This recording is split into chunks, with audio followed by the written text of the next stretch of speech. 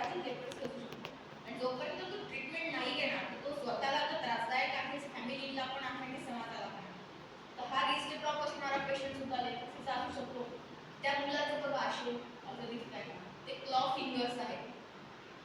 ते पुढे आणखी सिरियस झाले की असे होऊ शकतात, जे फिक्स झाले क्लॉ, ते आता काही दुरुस्त होत नाही. अशा पद्धतीचा मुलगा दिसतो, त्याचे हात असे आहेत.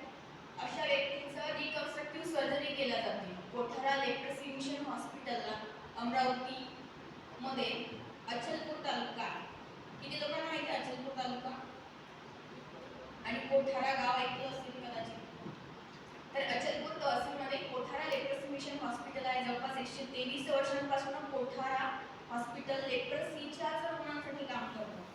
ज्या काळामध्ये समाजामध्ये या लोकांना ठेवत पण नव्हते, त्याच्यावर औषधी सुद्धा नव्हत्या, त्या काळापासून तपोवन